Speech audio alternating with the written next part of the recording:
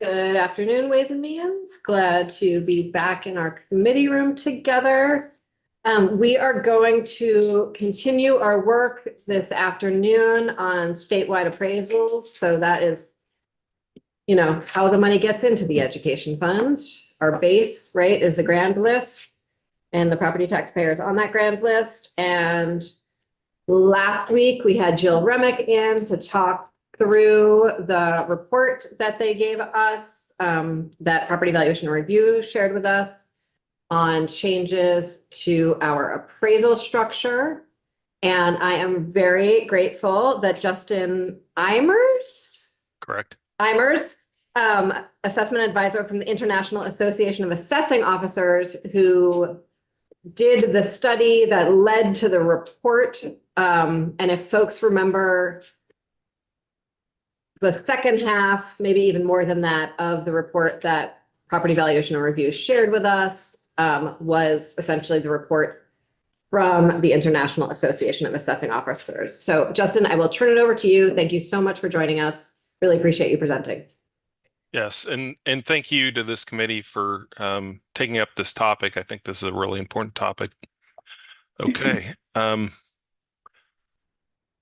All right. I'm assuming everyone can see this. So Success, yes. we did research on property tax administration valuation best practices for the state of Vermont.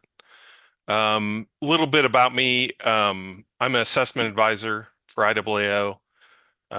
We work to promote fair and equitable property assessments. I'm a former Kansas County appraiser, studied economics at Kansas State University. I've got my assessment administration designation through IAAO. I'm also a Kansas registered mass appraiser, and I've got over 19 years of experience in assessment. So on this project, Professional Consulting Services of IAAO was contracted to provide comprehensive research on best practices within the assessment office. And we were looking at across the US, covering reappraisal, appeal structures, property data, capacity building, and then considerations for equity and anti-bias measures. So a little bit about IAAO, just so you kind of like, who is this IAAO? What's it about? So we were founded in 1934. We have over 8,000 members. We have 38 chapters internationally. One of our big things is we have 15 standards on assessment best practices. And those go into a lot of the, how do you get to that fair and equitable value? So those standards are quoted in the study that we did for the state. And then we also have 16 assessment courses, 23 workshops. We've got an assessment conference this year in Orlando. We've got a GIS valuation technology conference in Columbus, Ohio. We had an international valuation symposium in the Netherlands this past fall. And then we also have a virtual mass appraisal valuation symposium. So just a little bit about us and sort of what we've got going on.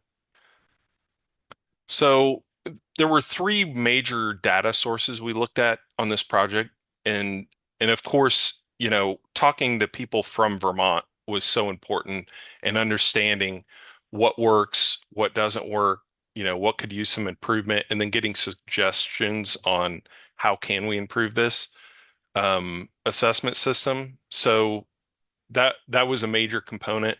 Also, we sent surveys to other state oversight agencies. So these are the PVRs of all the other states, to try to get input from them on what their practices are, so we can kind of get back to what's sort of standard across the country, and look at that as a potential benchmark anyway.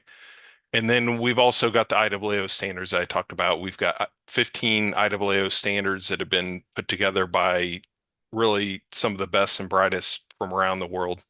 And so there's a lot of good information there. So I'll be citing each of these sources sort of as we go through this PowerPoint. And this is just a summary of the report that PVR provided. But I'm trying to hit this in 45 minutes, so we're gonna kind of hit the high points. So one of the first things we looked at was, and please stop me if you've got questions along the way or if I'm going too fast or anything else. So we've got reappraisal cycle length. And so what that's talking about is, do we reappraise every 10 years, every 6 years? Do we reappraise every year?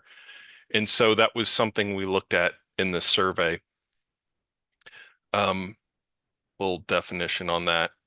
And then, so we asked other state oversight agencies, we said, how often are properties reappraised in your state? So these were the responses we got. We had 29 states that responded to between our survey and then IAAO, we do other surveys throughout the years. And so I'd pulled data out of some other surveys that we had already done and sort of combine that data to get up to 29 states. And so you can see here that annually there's this list of states. We've got 11 states that actually put out new values every year. And so that was the biggest grouping was the annual. Then we had every other year. We had 4 states that came back and said that they did that, roughly about 14%, 3 years, 2, and so on. So you can kind of see what that mix is at. And I know Act 68 is looking at, going to a 6-year cycle, which is much improved to, no mandate at all. But this gives you some framework to just see where other states are at. So looking at what is IAAO's standard on this, so IAAO does, all these professionals from around the world had gotten together and they said, okay, we think that properties should be assessed on current market value. And so what does current market value mean? And so they kind of defined it in the standard and they said current market value implies annual assessments of all properties. And if we go back to that one before, you can see that, most of the states that responded to our survey said that they do it annually. Or the 37% was the largest group anyway. So just kind of some background information there. And then so I'm also in each one of these sections, I'm kind of going over what our recommendation is for the state of Vermont. So I think that that goal of hitting that 6-year evaluation cycle is a really good one, especially coming from having no standard requirement for evaluation cycles. From IAAO's standpoint, we think it would be really great to work towards that annual cycle, and even if that looked at even if you could just get to a 5-year cycle or a 4-year cycle or a 3-year cycle, and I understand you can't do all this stuff overnight, but if you're looking into the future, it might be something you want to consider anyway. And then we've got reinspection cycle length. So we talked about on this last one, we're talking about reappraisals. So we're coming out with a new value. And on this one, we're talking about how often do we inspect properties. So kind of a separate topic. I understand in Vermont, it had been the same timing. Your re-inspections would be at the same time. You do re-inspections and then you'd revalue. And that's what you would do if you're only valuing every, 10 years or something like that. But a lot of states, what they do is they will get into they'll get into a cycle where their reinspection cycle is different than their revaluation cycle. So some of those states we looked at that revalue every single year, they don't also reinspect every single property every year just because of the pure labor that would be involved in trying to do something like that is that's where your cost really gets driven up quite a bit. So they'll do cycles where, and we can get into that a little bit here.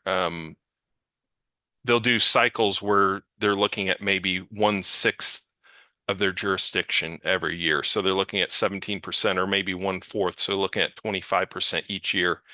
And then that way, every fourth year or every sixth year or every 6 years, they would have looked at every single property in their jurisdiction. So they're just trying to keep that data maintained up to date, make sure that they know what they're actually valuing. So we asked some other states, oversight agencies, how often does your state require re-inspections? And so you can see here, we've got 3 years, 4 years, 5 years, 6 years, 10 years, and then there's quite a few states that are not mandated. But if you look at this list, we've got roughly 60% of the respondents said that they re-inspected every 6 years or more often. And we had roughly 40% that said, they didn't fall within that 6 year range. And so, what Vermont's looking at doing with the revaluations every 6 years is good because that's going to meet that 6 year reinspection cycle. So you're keeping that data up to date, better than had been done in the past. So what do the IAAO standards say? So IAAO standards recommend reinspections happen every 4 to 6 years. So, of course, that's my recommendation every 4 to 6 years. I think a reinspection cycle of every 6 years, at least looking at every property, whether it's digitally on aerial photography or it's, boots on the ground somehow, looking at those properties every 4 to 6 years is good practice just to keep data up to date. So then we move on to appeal structure. So, at what political or jurisdictional level are appeals held in your state? So this is something we ask of other oversight agencies just to get an idea of kind of what the makeup was across the country. And we group counties and parishes together. Of course, Louisiana's the only state with parishes versus counties, but they're roughly the same size as a county. And so we had about 80% are doing appeals at the county or parish level. That's generally because that's where they value property at that level. And so that's the reason that's their first level of appeal is at that county or parish level. And then we had 16% at the municipal level. And then Montana was the only state that came back and said that they had their initial appeal level at the state. This is because Montana state assesses, and that initial level is at the state level, but then the second level appeal actually kicks back to the county, and they have a county board of, I think, equalization, they call it, where they kind of have, you still have that element of local control with the appeal board at the local level. So Justin, I think Yeah. The internal logic of this that you're sharing is, I think, the most helpful and relevant for us. Okay. Which is what I hear you saying is the first level of appeal is usually at the assessment jurisdiction level. Yeah, it makes the most sense because those are the people that were responsible for initially generating the value.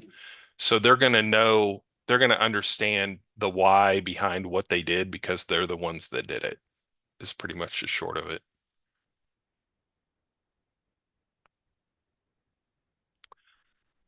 So, as far as IAAO guidance on the standards, having that informal level by the assessor, as you all know, a lot of that can be, let's say there's someone with a square footage issue with their property. They can look at that at the local level and get that taken care of. It doesn't need to go onto a board or anything like that. That, if there's an issue with the square footage, that lister, assessor, contractor could go out, verify that, hey, we need to make an adjustment on the square footage of this home. They can make the adjustment, adjust the value, and move on. It doesn't take, a whole board trying to decide on something like that.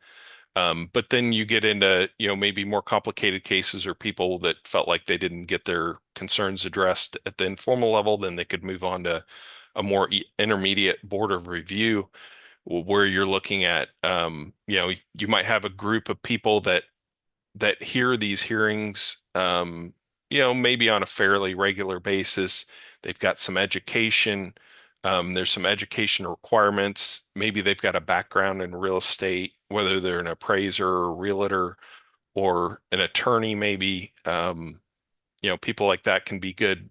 They understand the law, they understand the market and that kind of thing. And then a lot of states move on to they have a like a state board of tax review or board of tax appeals, and then after that they move on to a judicial review where you've got a court of appeals or district courts and then on to a Supreme Court.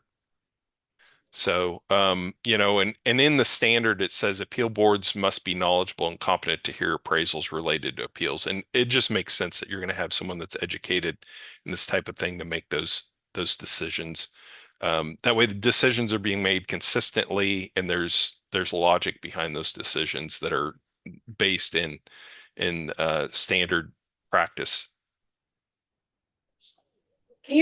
Sorry, just Yeah, can go you ahead. just sit on that last slide for a second longer? Sure.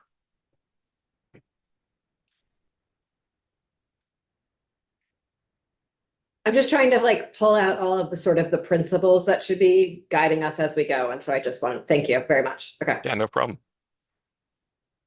And so, yeah, I kind of talked about this on the last one, but informal level, a second level with some kind of a board of review, and whether those folks are elected or appointed by other elected officials, some kind of a secondary level, and then a lot of states have a state board of assessments or tax appeal is sort of their last in that um, assessment appeal section, and then you kind of go onto your judicial system after that.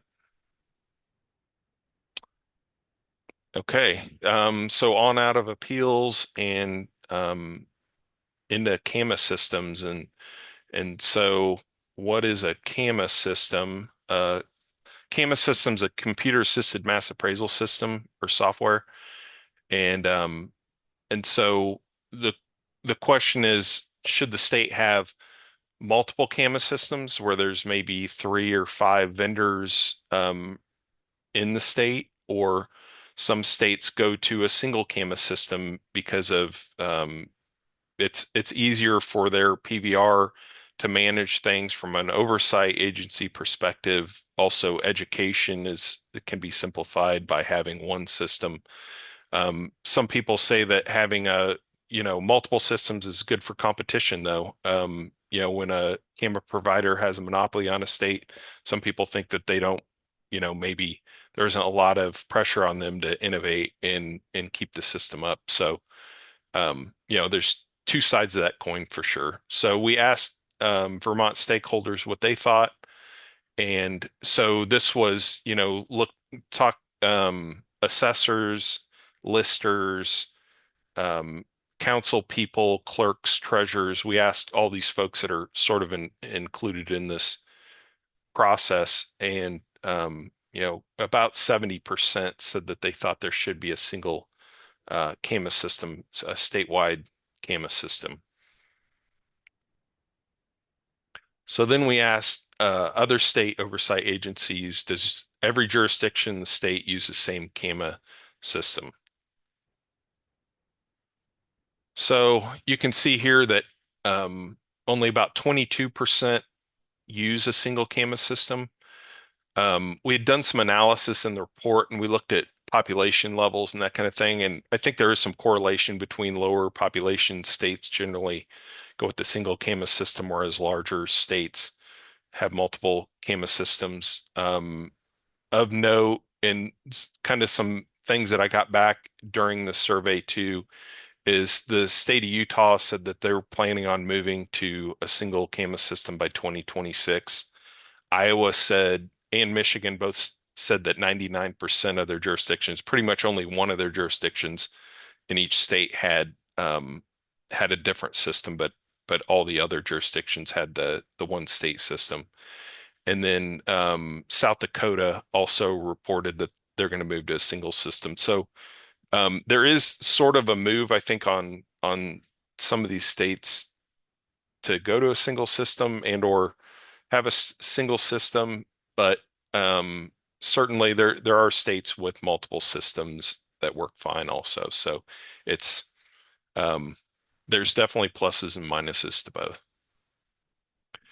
So IAAO standards don't dictate whether you should have a single CAMA system or multiple CAMA systems. Um, there is in the standard on oversight agency responsibilities, it does say that CAMA systems should be provided and and this is kind of looking at some jurisdictions maybe don't have the funds to go out and get their own CAMA system, or they don't have the technical know-how to run their own CAMA system. And so I think the standard's sort of looking at those really small jurisdictions that need that help. It's kind of saying, hey, the state should kick in and help out. So that way they've got a good CAMA system. And so anyway, that is one standard. So no definitive recommendation here, pluses and minuses to both, as we've talked about, and I've got a lot more detail in the report itself on that. So physical reinspections versus alternative reinspection techniques. So this would be non boots on the ground versus boots on the ground sort of thing. So we asked Vermont stakeholders, what alternative inspection techniques would you suggest be used or allowed? And, this was just an open-ended question. So we got a lot of answers. And I just tried to summarize them here. People talk about drones, satellite imagery, MLS listing information, live remote tours, surveys. You can see all this stuff here. There are change detection softwares where they can take, there's an aerial image looking at say a home, and let's say the home changes in some way. They'll take, say, a 2005 image versus a 2015 image, and they can look at them and then say, okay, well, these images don't match. And then that's going to get kicked out, and you get a list sent to maybe the assessor's office, and then they can look at it and say, oh yeah, this doesn't match. We need to go take a look at it. And so there's a lot of technologies out there now that can identify things. And it just saves a lot on time and saves a lot of efficiencies.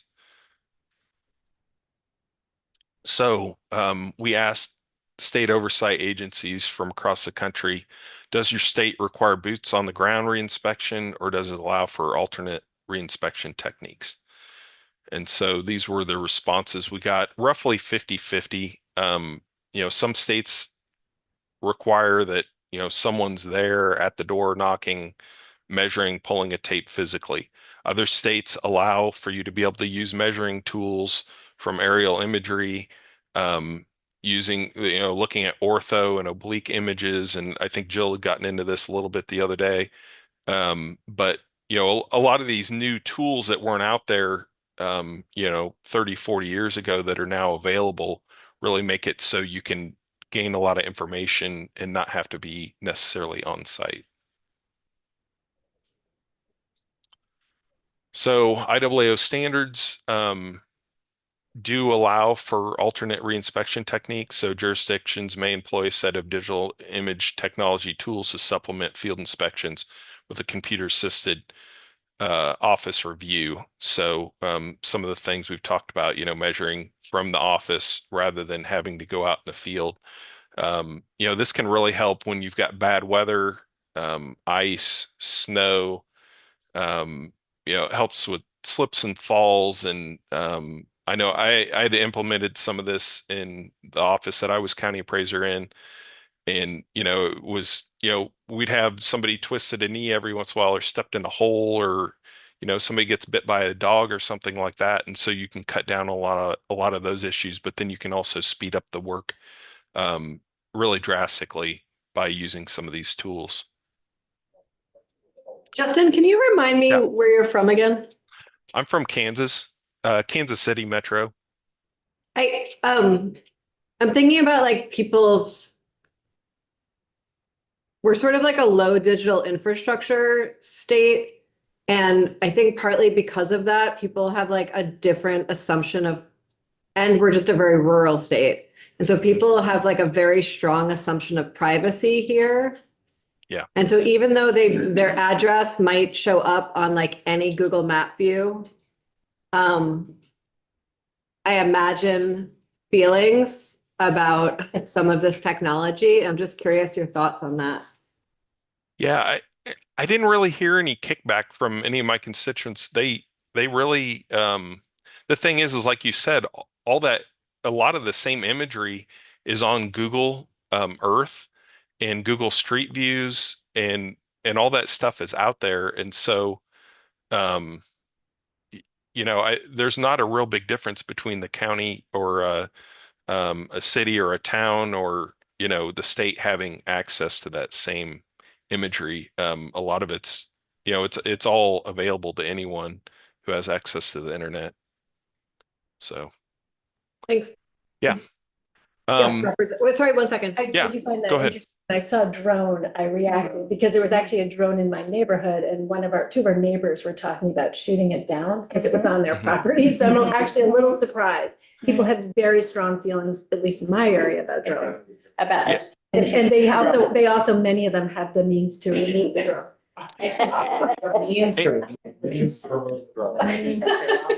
And so a lot of people think that we use drones, and while some jurisdictions maybe do, for the most part, most jurisdictions contract with providers that fly airplanes at much higher altitudes, and they've got really high-end cameras on there and imagery equipment, and so it's not something where they're even going to notice that anything's going on. They just see a plane fly over. So now things could change in the future. Maybe they're going to move to drones eventually on those contractors. But as far as I know, all the contractors are still using airplanes right now. And I know the county I worked in too, if we would have been flying drones, they would have shot them down with shotguns. So Okay, thank you. That is helpful. yeah. So anyway, when you do find things on these images that seem out of place, IWO standard does recommend an on-site physical review. When, especially if there's an addition to a home or something like that, sometimes you find that, okay, well, this barn doesn't exist on this property anymore. It's pretty easy to just say, okay, we'll just remove it. We don't need to go there. We can see that there's no barn there by the imagery. And so, there are different considerations, but it's a faster way to see more properties. And I think really you can improve some quality by using Yeah, it. sorry. Justin, a question in regard to this. So most of our towns, not all of them, have some form of zoning as well as a building permit. So Mhm. that's what we would look at. We would look at these building permits every year and go out and seek that actual on-site visit based on those building permits. And that's sort of in addition to this a typical reinspection process. So the typical reinspection process, now you might look at permits while you're out there because you're already at the home or whatever, especially if your boots on the ground there. But a lot of times those can kind of run independently also. But permit, having the zoning, having the permits, looking at properties when a permit is pulled or also when the property sells is a really good way to get information on the property. And really those are really best done, I think, in person. Thank you. Yeah. And there's questions about the interior inspections versus the exterior inspections. Um, you know, uh, and there's debate and there's pluses and minuses about all this. I think if you're trying to be more efficient and do reappraisals more often, it makes it really hard to schedule interior inspections and do those interior inspections. I think there's some concern also with the interior inspections, you know, about bias and that kind of thing. I think if you're doing just exterior inspections, I think you can kind of remove some of that. It, where it might exist. And then, so, looking at moving to exterior only inspections, looking at allowing for, alternate techniques with aerial imagery and that kind of thing can be a good idea. Another thing I know the Minneapolis city assessor, and she told me that they do digital reinspection, um, and then they'll do boots on the ground reinspection. So they sort of alternate it. And so you kind of have a hybrid, a little bit of a hybrid there. And so there's definitely a lot of options when it comes to this. The main thing is making sure you get good quality data, but then also doing it in an efficient way so the cost isn't too high. So Representative Holcomb, you had something and then. Two different questions that have come up in our region related to that. One is that for many energy efficient, zero energy type housing, the exterior inspection penalizes them because they have a smaller square foot relative to the total exterior size because of the hyper insulation. And I didn't know if that's something you've been dealing with. And then the other issue that's come up is that I have a constituent who repeatedly sends me emails of people's interiors as posted in magazines versus their exteriors and looks at comps. And there is an inequity when some people put substantial money into interior renovation and we're only looking at the outside of a house. And so they may be paying the same tax rate as somebody who hasn't been able to maintain their house since the 50s. You have the most engaged constituent. I have. Yeah, those are great questions. Send you some. Back to you, Great Justin. Sorry questions. about that. Yeah. So on the insulation factor, one thing you've got to think is if this home's more energy efficient, it's probably, to me, I would think it might be more valuable because of the insulation factor. And so, yes, we do measure from the exterior. That's industry standard everywhere as far as I know. And so, I think there would be, we're at least consistent as far as that goes. The walls are thicker because of insulation. There's argument that the home might be worth a little more because it's got better insulation, especially when you've got cold winters. Sure everyone can relate. And as far as the interior and exterior inspections, and I understand, yeah, some people's homes might look really nice on the outside, but the inside hasn't ever been renovated, or vice versa. And you're not going to catch all that stuff. From my understanding, talking to contractors and things, they're not able to get into a lot of these homes anyway. And so then you're almost penalizing the people that you can get into their home. At least if you're only looking at exterior, you're treating everyone exactly the same. And you're not, people aren't being penalized for living in their home all the time or being home during the day and that kind of thing, when they're trying to schedule these things. And so that, there's pluses and minuses to all this. Ideally, yes, you would have information on the interior of every single home. And I'm not saying that wouldn't be better to have it, but there are drawbacks to trying to get that information. And then there's going to be consistency issues with if you're looking at some and not others. So, but there's pros and cons to all of it for sure. Representative Feltus? Well, my comment was going to be the same as. Okay. Second one, and if we really are looking at straight market value, then you need to know whether it's energy efficient or not, or you need to know whether the kitchen has been remodeled in the last 5 years instead of 35 years. So both of those are important. I agree, but perhaps the practicality of getting the information is what our guest is trying to tell us. Yeah. Well, and you can try to do, some people had suggested doing, some kind of virtual interior inspections.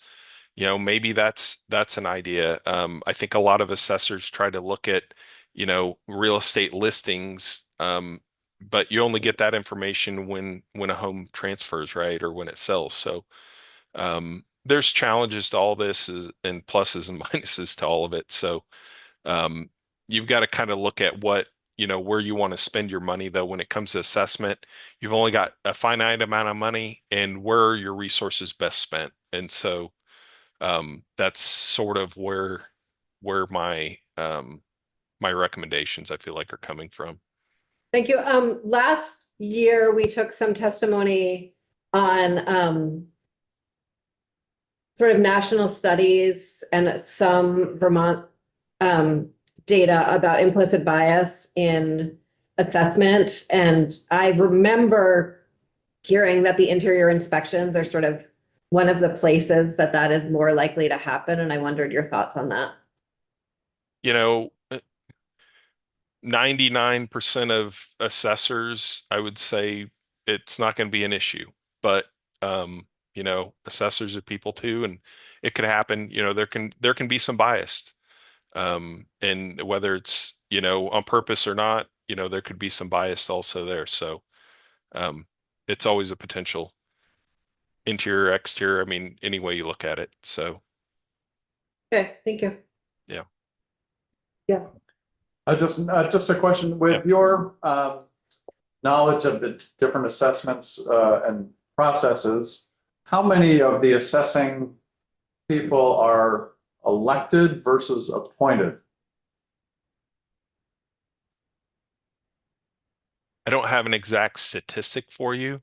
I can tell you Texas is appointed, Florida is elected.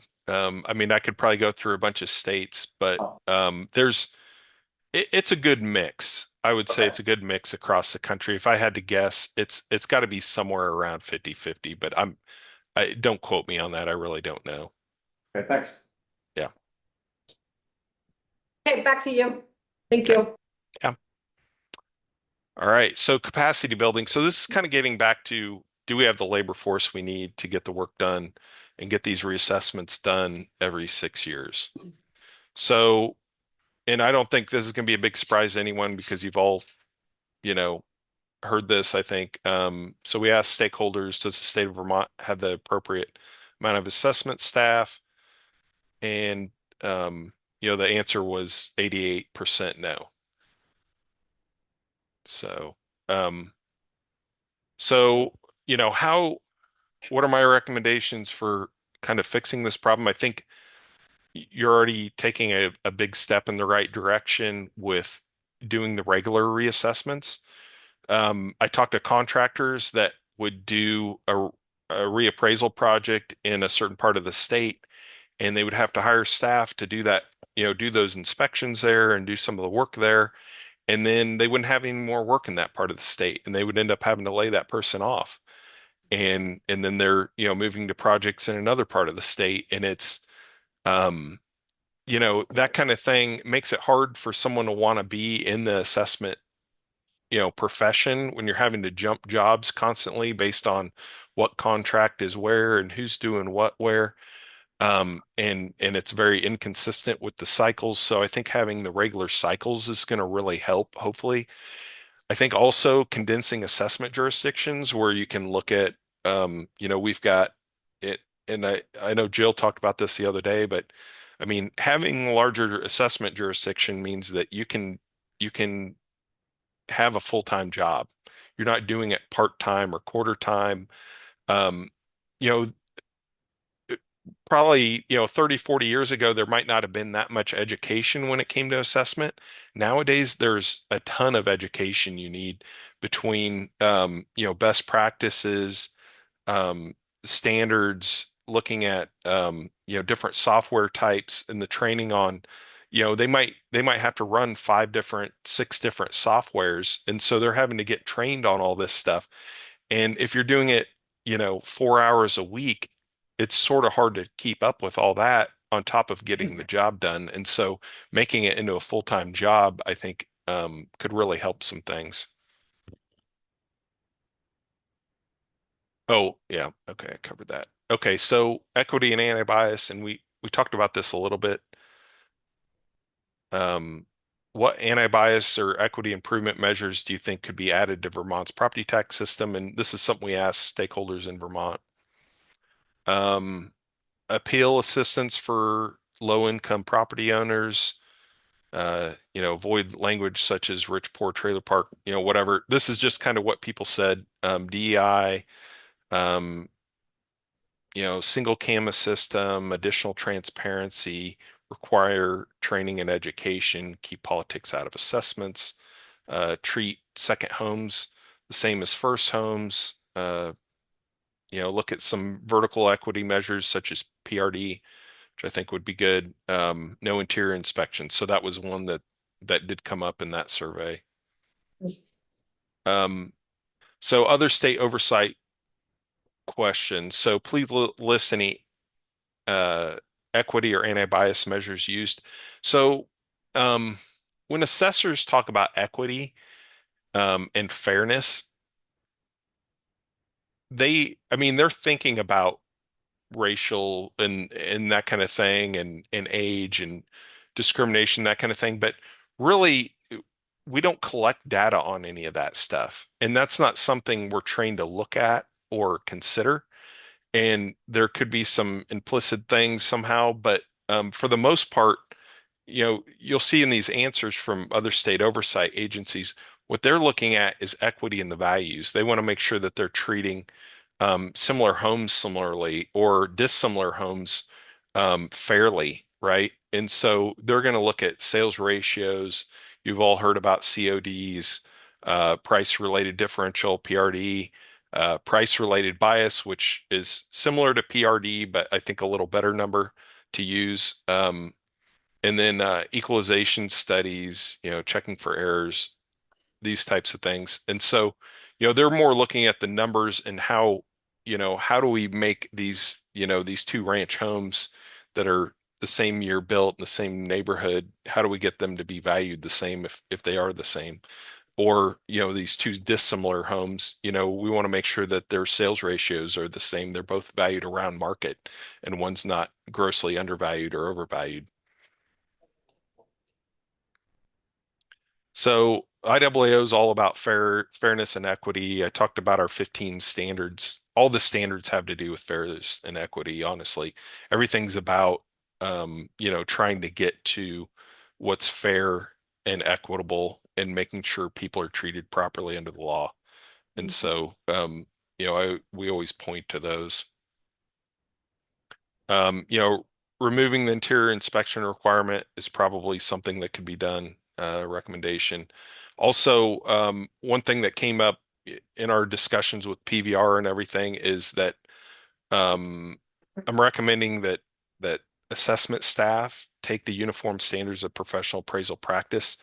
It's put out there by the Appraisal Foundation, which is was created by Congress to try to make sure that appraisals were done fairly. And they cover mass appraisal in there, which covers assessments. And so this is something that in some states it's required that assessors take this, and then there's updates every couple of years. And so this might be something that the state of Vermont wants to consider requiring for education. It just makes sure that assessments are done properly and fairly. Also require assessment jurisdictions to comply with IAAO sales ratio standards. So sales ratio standard 90 to 110, CODs generally under 20, sometimes under 15, and then PRD would be around 1, and it could range from 0.98 to 1.02. So a little bit of a range there, but anyway, I think adopting those standards and then potentially looking at PRB for vertical equity also would be a good idea. So, and I think Chris Landon's on here, and I think he's probably going to talk about some of that later on. I would like to thank this committee, PVR, the listers, assessors, clerks, treasurers, select boards, city council, village managers, town administrators, VCGI, assessment contractors, and anyone else I didn't include on this list for their work to make assessments more fair and equitable in the state. This was really a group project. We took a lot of input from all over the state, a lot of different groups, talked to a lot of people, between surveys and phone calls, hundreds of people were involved in this process. So Thank you so much for joining us. I really appreciate it. I think we're likely gonna dive into this over the course of many weeks, and so would appreciate if you're able to come back once our questions get a little clearer to us. yeah, for sure. Thank you. Yeah, thank you. Ms. Sherman? Is that you? Yes, if you'd like to come sit in the chair, thank you. I won't call it the huts. No, I mean, the whole room is kind of the hot seat these days. It's like a little overheated in here, but That's great. You're just. Okay, thank you. I'm so glad you could join us. I really I know. appreciate it. Nice sunny day. Yeah, it is, isn't it? At the end of Good, I'm the- glad. Thank you for inviting me here. I'm Linda Sherman. I'm the newly elected president of VALA, Vermont Assessors and Listers Association. Really by default. No, I shouldn't sell myself short. No, it's already has proven to be a very interesting and position. So I can tell you, I'm also an assessor in the town of Dover and in the town of Weston and Somerset, and all very different towns. And I started out as a lister. I've been doing this for about 15 years. Was an elected lister, and around 2015, 16, I could not get anyone to join me. I was alone. And Dover has approximately 4,000 parcels. And Somerset has, Like 13. okay.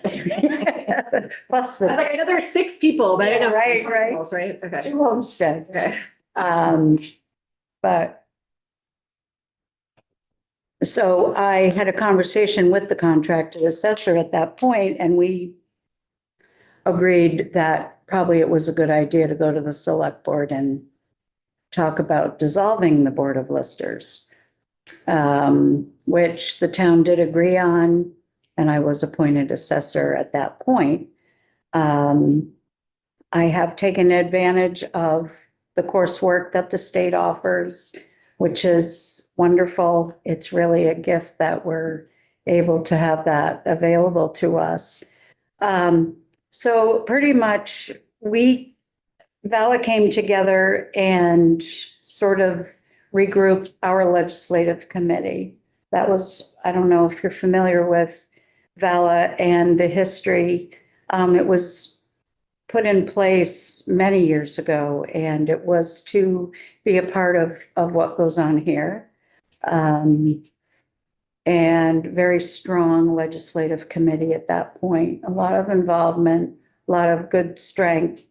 And then over the years, things sort of dissipated at some degree or another. So when I made the decision to take this on, my first goal really overall was to get VALA back in the seat here with you all. And I'm hoping that we can continue to work together.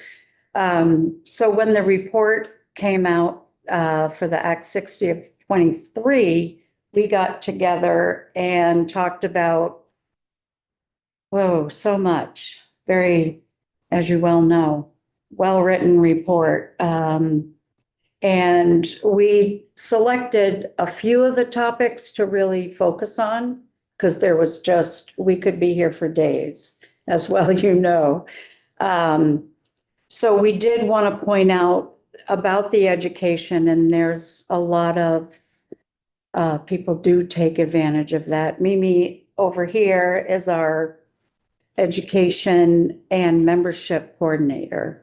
So she's doing a fabulous job of bringing courses in from IAAO, from PVNR. So it's great. And can't see anymore. So one of the topics we did talk about, and so basically all that I have is a lot of what Justin has touched on too. So appointed versus contracted or elected position. We do recognize, you all got this, right? Okay. That there, you know, the need for fair and equitable treatment for everyone is vital. And that listers are being dissolved and replaced with assessors. What I'm seeing is not a panic, but people are worried about their jobs. In listening to the governor's message the other day on the budget, you know, talking about the school districts designations, and, you know, I know there's talk about assessment districts and how is that all going to play out? So I think some of these people, all of us really probably have a valid fear that they're going to be out of work. I'm trying to keep this as a Vala opinion and not my personal opinion. I appreciate that. I I know it's a very hard It can be, road for a membership organization. it can be very difficult to do that. So what we're trying to get out of is the whole idea of listing, which is you used to go out and count cows and tractors and sheep. I do like sheep. But now, you know, we're assessing, we're the boots on the ground that Justin referred to quite a lot. We do use MLS, Vrbo, Airbnb, all those places. So the part that we were somewhat reluctant to agree as a whole was the idea of replacing the current municipal elected officials. But if there's a vacancy on some of these boards, like I said, I was one of with 2 vacancies, you can appoint an assessor to fill that role, as it does say in statute. So a lot of discussion on that. And then also moving the valuation date from April 1st to January 1st to give some of these assessing companies a chance to have more time to work with some of these property owners who are in disagreement or there's issues. It can be a rush at the end to get ready for June 4th for smaller towns to get that information in. So I think overall, the biggest piece that we all agreed on that was recommended by PVNR was that a working group be formed and that we would be a part of that with other stakeholders involved to make those decisions. You know, assessing districts, what is that going to look like? Who's going to do this? Who's going to do that? There's so many questions and appeals. Our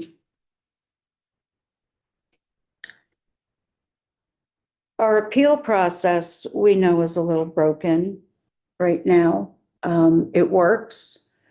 But if we're talking equity and fair market value,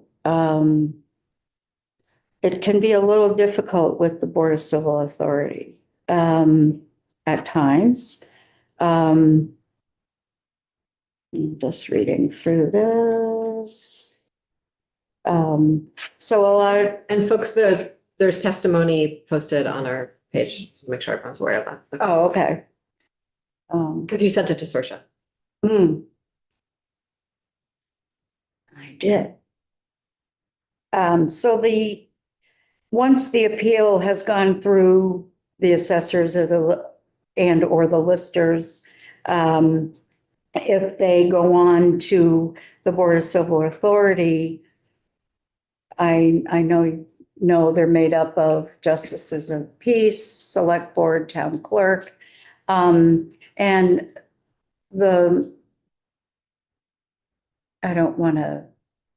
I won't say the majority, but there's many of these people that rely on one of those members or another that maybe have done it a little more. And so it seems very difficult that you're getting a fair, or the property owner's getting a fair hearing.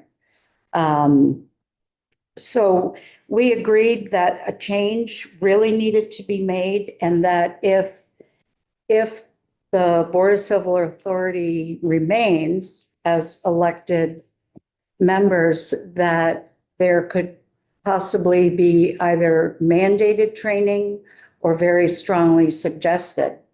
The LCT has great trainings on appeals, and I know they're more than happy to travel to do this. So I'm kind of going back and forth here. Comes into the assessing districts.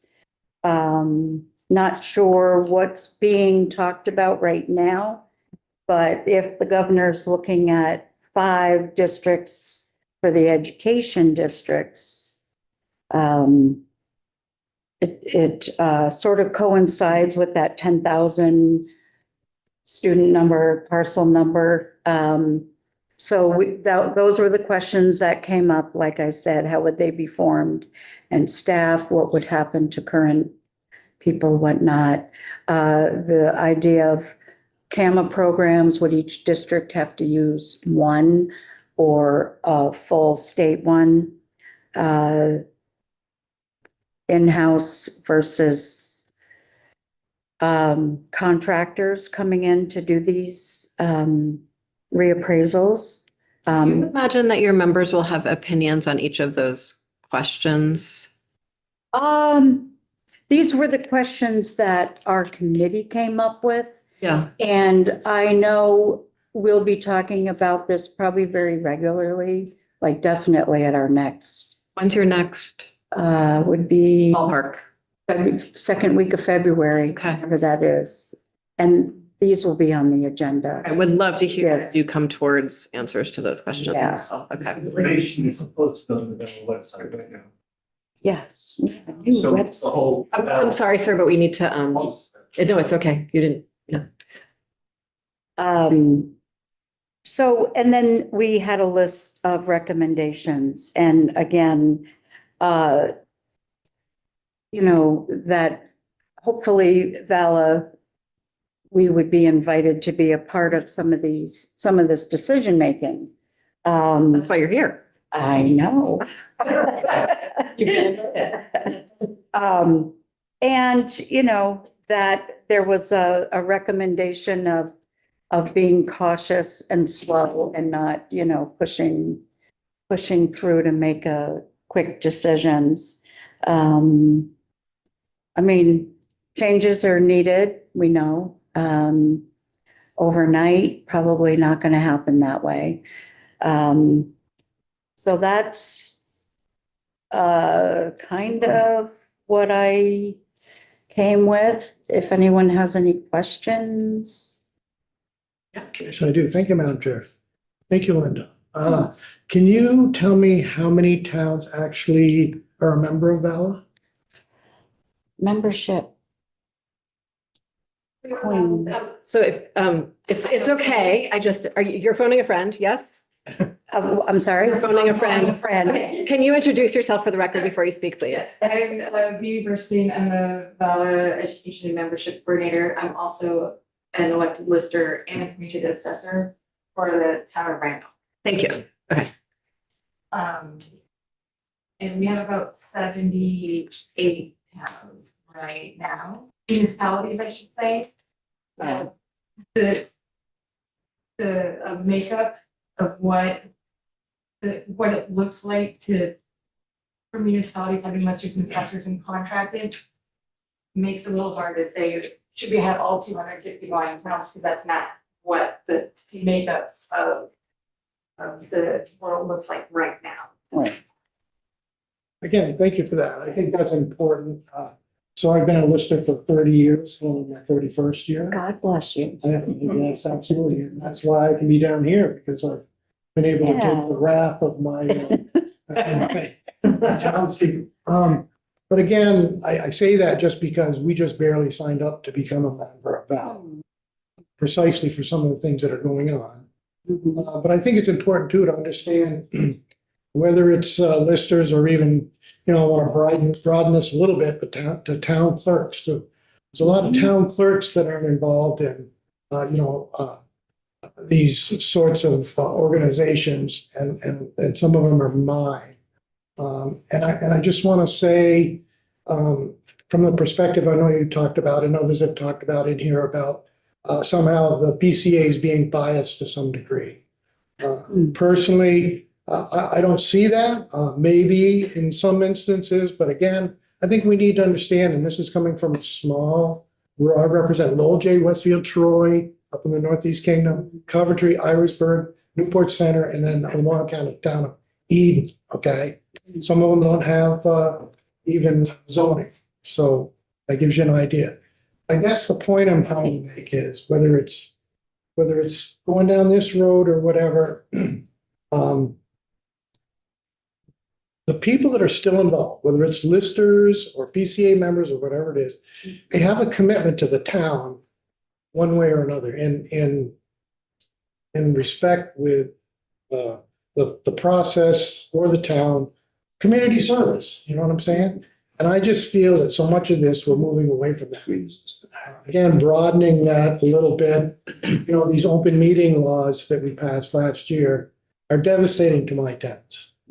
They're creating an atmosphere where select board members really don't want to do it anymore. You've got citizens that come in that don't necessarily want to speak into a recorder, that want to put their names down. That to me is not a good process. That's a bad process. When they may have tried to turn it the other way, but I'm just saying that I hate to see so much of this stuff with all these so-called professionals. Because again, I haven't seen it in my 16 years in the State House, that the state has really turned things around and made things more efficient, more equitable, and so on. So that's my spiel on that. But again, I can do it from my own personal lister experience, and I understand you as a VALA president can't, but Right. anyway, Well, I could, I just wouldn't come under that capacity. that's right. Thank you. No, thank you, though. Thank you. Representative Bozacek? I appreciate that too. As a member of my local board of civil authority, what I liked in here was the talk about training for boards of civil authority too. Because, after the flooding in Barry, we were faced with a slew of different types of appeals and appraisals, and figuring out how to navigate that, and balancing like the emotion of wanting to just give everyone who got flooded a break, but balancing that against the needs of the towns and what factors to take into consideration. Because I think some of the things you were talking about are very important. And there were so many meetings where we just kind of sat there going like, oh, we don't really know the answer to this, but we have to provide the resident with the answer to the best of our ability. So there's definitely a lot of nuance to navigate in this conversation, I think is more my point. I know you had asked Justin about some statistics. Mimi had put some together, some approximates, and 110 towns, approximately 110 towns have appointed listers. And there are 45 to 40, assessors, I'm sorry. There are 45 to 49 assessors who contract with 2 or more towns. Thought that was interesting. This estimate does not include listers who are appointed rather than elected. And hold multiple roles, elected lister and an appointed assessor.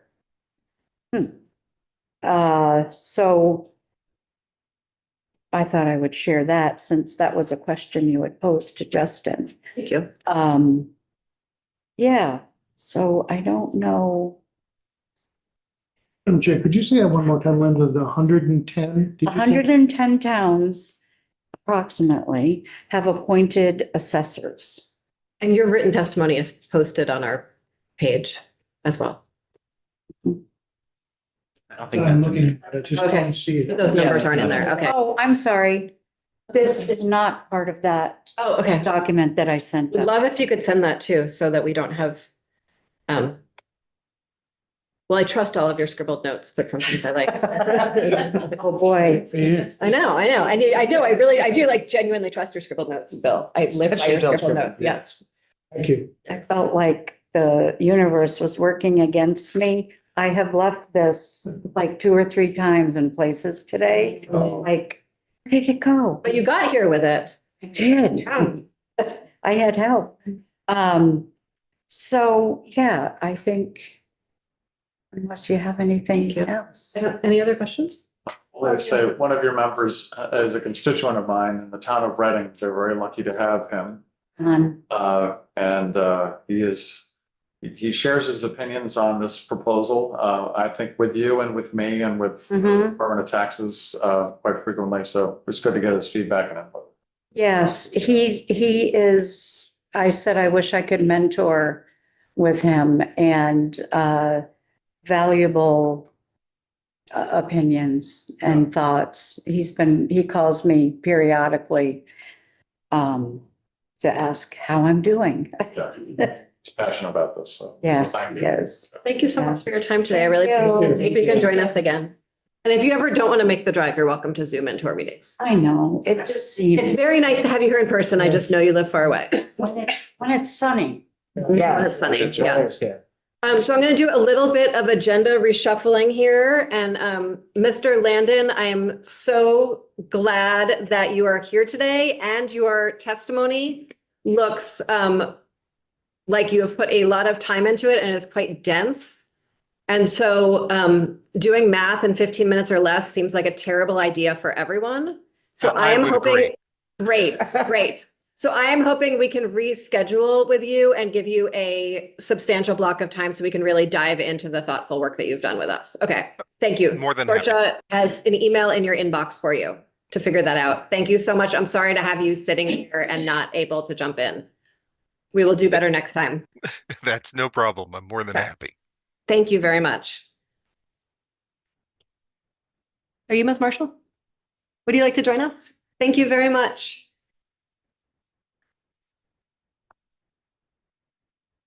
I'm realizing I didn't have to shuffle my 3 o'clock meeting. We have to go to the floor a little bit before 3. For the record, I'm Tanya Marshall. I'm the State Archivist and Chief Records Officer for the state. I'm also the Director of the Vermont State Archives and Records Administration. We're part of the Secretary of State's office. It's like the- Yes, the legislature gave me you. 3 titles. Thank you. Mine it in 3 PSA 117. I haven't actually been before this committee, so if you don't mind if I just introduce what we do. I would love that. Thank you. And also who I am. Just for the Vermont State Archives and Records Administration, we were created in 2008 by the legislature to help really organize record keeping across the state at the state and the local level. And so we administer the statewide records and information management program for local government and state government. So all the laws that you pass all year long, where there's making references to records or information or data or whatever it is, it's our job to understand it for everybody who is a public servant and all the legal requirements around that information and try to make it most efficient for them. And then we also, records and information, which is just anything written or recorded in the course of agency business, cannot be destroyed without authority from the state archivist. So we have really done a lot of work across the state to understand functions and roles and record keeping and authorizing, doing all sorts of management. And then we also operate the state archives. All three branches of state government, any permanent archival records come to us and we become the custodian for them, which means that we're the legal custodian. So we represent the courts. We're unique in the state, in the country. We're the only state archives that actually does judicial records, legislative records, and executive records. And now we're opening out for municipal records as too. And then we also operate the State Record Center and Digital Archive. So I always welcome committees to come do a tour at some point. And I know I see familiar faces. We also provide feedback to the legislature where some of your laws may have created some inefficiencies for agencies and departments and municipalities. Imagine such a thing happening. In terms of moving forward, and the scope of work that I do is all over. Last year, we did a large foster care bill that enabled individuals for the first time who were in foster care to access their records, and it was uncovering the different laws that had prevented that for so many years. So all over the place, and I'll say up front, always happy to help. So if you hear anything today or you want information, we also do legislative research. My background is I'm an information scientist by background. I came to state in 2003 out of graduate school. And they said, hey, we have this law. How do you can you help us with this part-time? And I went there and then I've been here ever since. So It seems like the funnest job and I so appreciate everything. there's never a dull moment. Yeah. I actually love it because I'm very curious and I also am like efficiency and organization. Which is really what my testimony is about today, but I'm happy to answer questions. And I submitted something briefly just to give this committee a background because there's a lot of parallels to a different act that was passed in 2022 related to land records modernization and town clerks. So I'm looking at one of the sponsors who worked through that bill with us for that. And so I submitted written testimony, but just in an overview for that, we are the last state in the country to have modernized what we call land records in the state, which are those that are recorded with the town. All other states have gone through electronic recording or have moved. So it's an electronic process. So submitters are submitting their documents electronically. It's an electronic system that records are electronic. And we were the last state. So Act 171 of 2022 was the first steps to move towards modernization. And we submitted a report last January because we were asked to look across the whole landscape for the municipal offices and the town clerk's offices and look at what are the fiscal, what are the governance issues, what are the operational, how can we make this sustainable, but most importantly, uniform and consistent.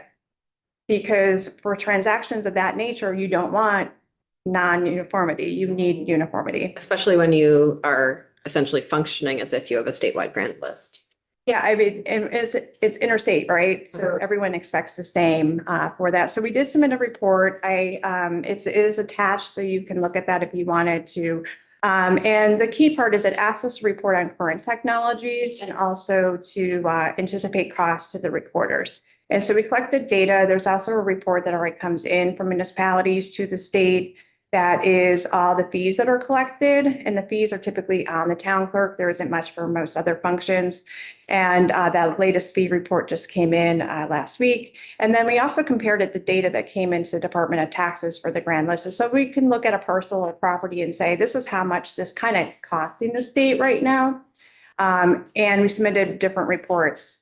Inside the Act 68 report, some of our findings and recommendations have the same findings and recommendations, maybe a different, type of office, and there is a reference to that report inside recommendation 11 is to look at where we might be able to combine some of our modernization efforts with this particular assessor's modernization so that we're not leaving anyone behind, but we're also being more efficient and thinking big picture.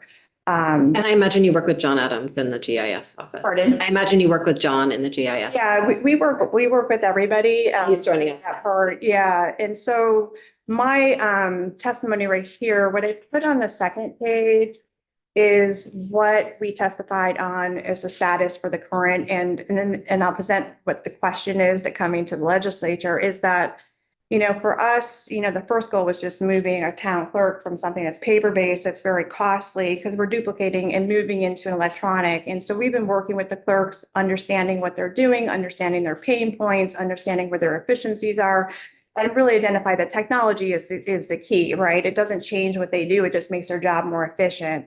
And a lot of the feedback that we've received from clerks during this process is that the state asks clerks, just as that example, to go into multiple systems, for their own purpose. Like we have election system, we have health system, we have all these systems, but nobody really looks at the clerk's office to say what makes your job more efficient for you. And so we're on course to kind of go ahead with e-recording, but our second step, and this is really the question, was we have half the towns that don't do enough transactions to actually even move into a system and buy something for themselves. And so in working with those towns, what we've talked about is a multi-jurisdictional platform that individual towns can still do their work, but they're not actually having to invest in their own technologies to do the work, because we want it uniform and consistent. And we want to take away parts of the burdens of contracting or not knowing or being kind of stuck with the system for that. And so we proposed last year as a proof of concept with, particular technologies to test out and see what those particular pain points are. I'm a little stymied on the technology part because I'm in the executive branch asking for municipal, service. So we're still a little stymied on parts of that. So but what the clerks have universally agreed with us is that we don't want to leave any town behind. And so when we came to the second step in modernization and we started to analyze all the laws of what's requested to be recorded in the town clerks, the dependencies across this, now you're seeing the real property data situation, right? We have the assessor information, we have all these different entities collecting information on about 340,000 taxable properties. And the dependencies on knowing that this information is coming from this town clerk of an owner, that this tax information is going here. Now they have this permit through zoning. Now that the permitting has gone to the state level, is that we've created many dependencies and we've created a lot of redundancies, but we haven't created a lot of efficiencies. And so when we came to legislature last year, we went to Commerce and Economic Development and said, it is a policy decision for the legislature. Like I can continue to work with the town clerks and just shore up their one area. But we really see a lot of benefits if the state steps back and looked at real property as a whole and all the information that we need for it. And this was before some other things happened. Mobile homes, so the 2 floods that we've seen, a need to see mobile homes. So we had the mobile home task force and could not see mobile homes across the entire state because they're bills of sale, but they're not in the land records either. And talking to the clerks about that process is that it's a whole separate thing that's very tedious to do. And, one of the proposals that came out of the last session was, well, we'll just find another, state entity to shore up a system just for mobile homes. And that's the short, it's not a slight on that, but short-term fixes don't always end up being, the long-term consequences.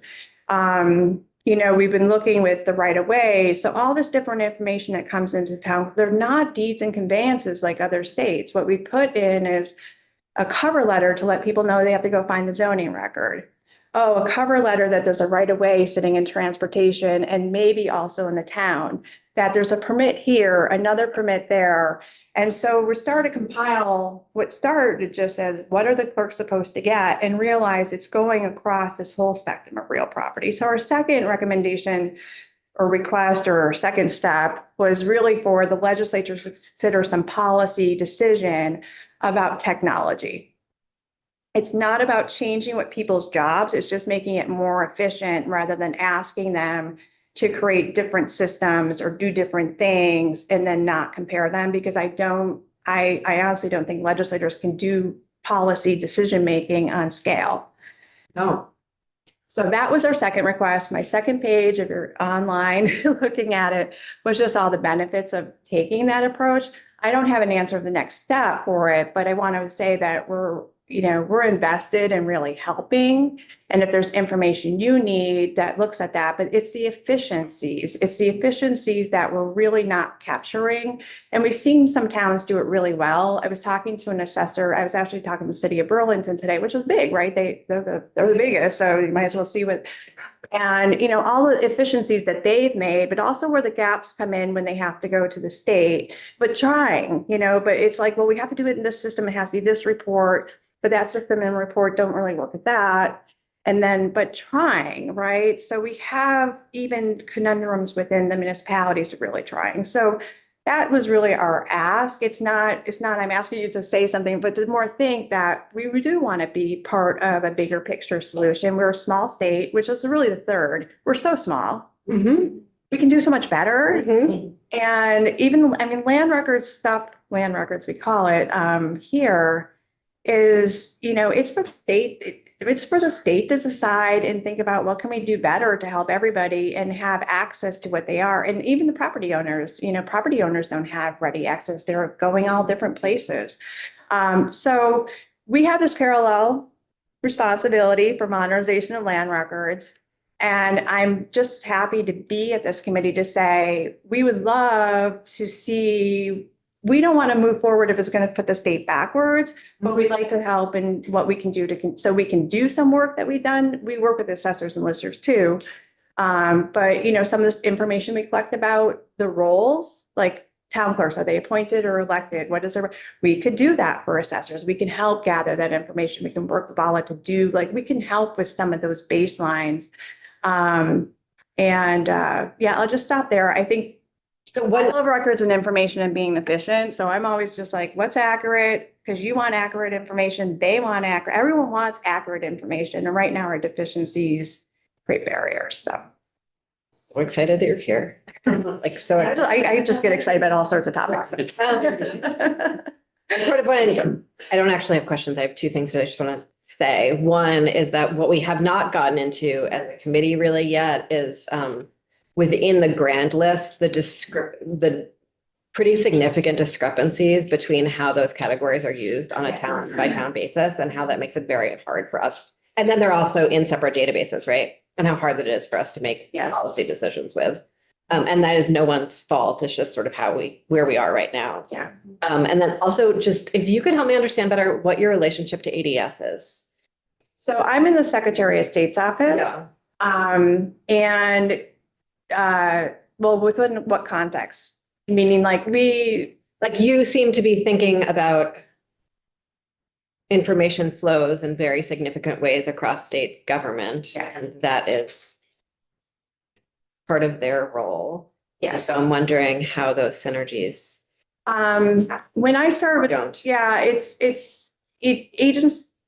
Agency of Digital Services versus what had been the Department of Information and Innovation, which I described. When I first started, the Vermont State Archives didn't exist. So maybe there's some context on that. So I can kind of explain why things maybe aren't as sync, but I would love to be more in sync. Is when I first started with the state, I worked for the Secretary of Administration, which is where records management was, because records management is part of buildings and general services, which sometimes people are like, what? It was. And the department. It was folders and books in a library. Well, yeah. It had started as this very important public records department that over time just was like, oh, just shuffle, so the storage thing became more overwhelming than the actual management, which is what the Secretary of State's office was watching kind of decline for it. And Department for Information and Innovation had just been created by Governor Douglas, so it's right after. So because I was working with the Secretary of Administration and the Secretary of State, we were all kind of in the boat together about looking at efficiencies, all of us, because the information management was with building. And so I had a really close working relationship with DII and was there multiple times. We planned a lot of the earlier systems. We were paired up our records analysts and our information specialists with their business analysts. And, different CIOs during DII time would sometimes make different choices on that. But when ADS was created, it severed Okay. pretty much severed a lot of it, but I am actually going there after this meeting. Because what we're trying to do is we do want our technologies deployed to the state to really manage information the best possible and to make it more efficient, streamlined, and in compliance with the legislation that not only this body passes, but the federal level, and it's very complex. So we work with all agencies, departments. We create the records officer, records liaison program, and records doesn't mean just paper. It's anything written or received in course of agency business that is written or recorded in any format. And we have a network of 500 people in the state. We created this whole program. So I would love to have those synergies. For this particular land records, we did approach Agency of Digital Services just to kind of talk about it because of the different systems. And they did come back and say that they would need legislation. This was in the spring, that they would need legislation to enable them to work on municipal, and they would need an appropriation from the legislature for their employees to be able to do that. Thank you. Representative. I'm so excited to hear about this. And just a quick question. I assume the answer is yes, but I assume that when you have all records and data associated online, that it's searchable. Yes. I mean, that would be the intent of that. Yeah. And that is some of the discrepancies that we even have now with some of the things that happened. There's different independent choices being made. And that's some of the, even for land records, that the banking bar and real estate, seeing the disparities in individual decision-making, that's kind of a policy where I see where the policy statements now have to be made by the legislator at some point to say, this is the expectation, right? I think one of the things I remember from a couple of years ago when we were talking about this is that you were working with all the municipalities too, with the town clerks. Yep. It was there was a carrot and stick approach that was kind of discussed. Like you were going to encourage them to kind of embrace more technology and provide those assets instead of the state saying, you have to move to this system. Right. I mean, it's, we have for town clerks, it is in the Vermont Constitution that land records are recorded there. But the key part for us is what are the pain points in your day-to-day operations from an information standpoint that we can make it more efficient. And then what we try to do is we collect all your laws. This law, we know exactly what the law says, and we identify where there's legal, kind of barriers and where there's just, technology barriers. And sometimes it is, as we all know, it's individuals who are barriers. But with the town clerks, there's a lot, we've had a couple who said, well, if we do this, I'm going to, I won't have anything to do. And I don't believe that. I think it's just more efficient. The issue is that smaller towns don't have like a lot of transactions, but town clerks do a lot of other work. And so do assessors and listers in some cases, right? But it's the efficiency. If someone values the inefficiency to get more hours, that's where I'm kind of like, that's not what the taxpayers want to have from us. We have a fiduciary responsibility be most efficient with taxpayer dollars. So. Yeah, but it's so scary. Like you say, Karen, but I'm more like I embrace like we're all in it together because we all, we didn't, records existed before any of us walked into any offices, and you have to store up what you have and move forward. So, yeah. Thank you so much for joining us. I get so excited. I actually love it. I sped it up for you. It's other people on the committee. I don't need your apology. We are gonna keep on working on this whole area of appraisals, and I think what you're asking for will fit into that nicely. And so we might need to have you back in. Reach out with any questions, but also, like I said, our team is here to provide you information. So if you need legislative research to understand, if you're just curious, like why do we have the grand list and why do we call it, and why is it lodged with the town clerk? We can do that. I mean, there's all sorts of information that sometimes fills the gaps for how to make a path forward, right? I appreciate that. Thank you. Thank you very much. I appreciate it. So folks, we are going to the floor and we are done for the day. Tomorrow we are back here at 9 a.m. Representative Morgan's going to join us, so please be on time for your colleague. And just a public service announcement, Tuesday, we are going to receive the budget adjustment bill and are going to need to turn it around fairly quickly. So please be tracking that and let me know if you have any thoughts. Or fix, turn it around that day. Yes, That day. yes, ma'am. That's the plan In the morning? in the afternoon, because that's when we meet. Yes. Do we need to do any messaging, or are we letting the appropriations committee do the messaging with budget buddies? It is the appropriations committee's bill. So that's, you don't have to do that. It's not essential. Okay.